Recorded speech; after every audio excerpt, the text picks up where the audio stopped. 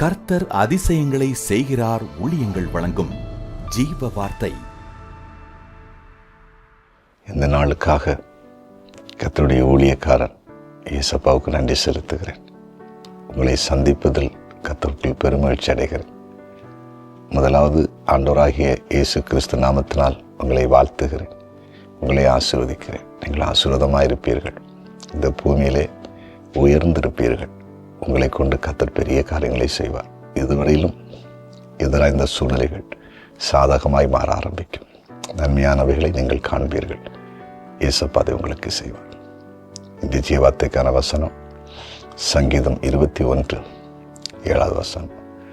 ராஜா கர்த்தர் மேல் நம்பிக்கையாய் இருக்கிறார், உன்னதமானவருடைய தயவினால் அசைக்கப்படாதிருப்பார்.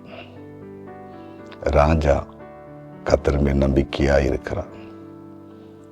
கர்த்தர் மேல் நம்பிக்கை வைக்கிற ஒரு காரியம், ஆண்டவரை நம்பி வாழுகிற ஒரு வாழ்க்கை, இயேசப்பா மேல் நம்பிக்கை வைப்பது. இந்த பூமியில நம்பிக்கை தான் வாழ்க்கையை கொண்டு வருகிறது. யாரை நம்புறது? மனுஷன் எல்லாம் நம்ப முடியுமா? ஆண்டவர் மேல நம்பிக்கை இல்லாமல் வெறும் மனுஷன் மேல நம்பிக்கை வச்சா என்ன ஆகும்? ஒரு நாள் அவங்க நம்ம திடீர்னு கைவிட்டாங்கன்னா எங்க போகிறதுன்னு தெரியாம நிற்போம். அதே நேரம் கர்த்தர் மேல நம்பிக்கை வச்சு பாருங்க, நமக்கு தேவையான நல்ல மனிதர்களை, ஐக்கியங்களை, உறவுகளை எழுப்பி தருவார்.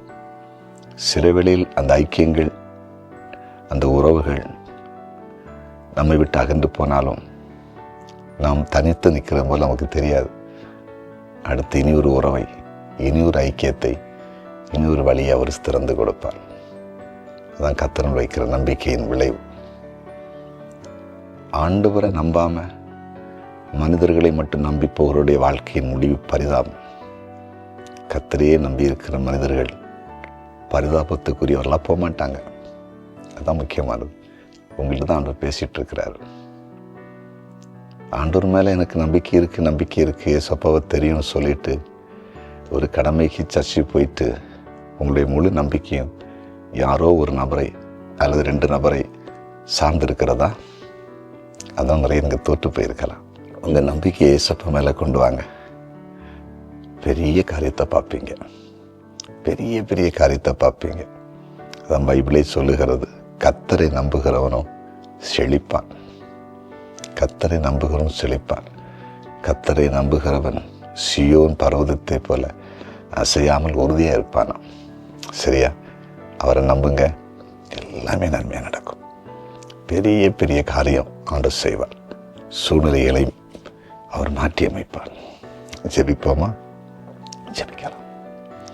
எங்கள் அன்பு தெய்வமே, நீர் பேசின வார்த்தைக்காக நன்றி. உம்மை நம்பும் பொழுது நீர் செய்கிற எல்லா காரியத்திற்காக நன்றி. இந்த நாள் வரையிலும் தெய்வ நம்பிக்கை அதிகமாக இல்லாமல் மனுஷனையே நம்பி எல்லாம் அவங்க செய்வாங்க, அவங்க பார்த்துக்கொள்வாங்கன்னு அப்படியே வாழ்ந்து சோர்ந்திருப்பாங்கன்னா, நஷ்டம் அடைஞ்சிருப்பாங்கன்னா, கைவிடப்பட்டு தனிமை நிற்பாங்கன்னா, இனி உமை மேலே நம்பிக்கை வைக்கட்டும். உமை மேலே வைக்கிற நம்பிக்கை ஒரு நாளும் குறைவில்லாமல் எல்லாவற்றையும் கொண்டு வரட்டும். ஒரு வழி அடைக்கிற மாதிரி இருக்கும்போது அடுத்த வழியை திறந்து கொடுத்துருங்க. அப்படி செய்றீங்க, அதற்காக நன்றி. ஆண்டவரே, வியாதிப்பட்டவர்கள் எல்லாம் சுகமாக்குங்க. சமாதானத்திற்கு சமாதானத்தை கொடுங்க. இன்றைக்கு பிறந்த நாளை காண்கிற ஒவ்வொருவரையும் வாழ்த்தி ஆசீர்வதித்து ஜெபிக்கிறேன். ஆசீர்வாதமாக இருக்கட்டும். திருமண நாளை காண்கிற குடும்பங்களை வாழ்த்தி ஆசீர்வதிக்கிறேன். ஆசீர்வாதமாக இருக்கட்டும். எங்கள் ஜெபத்தை கேட்டீங்க, நன்றி. இயேசுவின் நாமத்தில் பிதாவே, ஆமென்.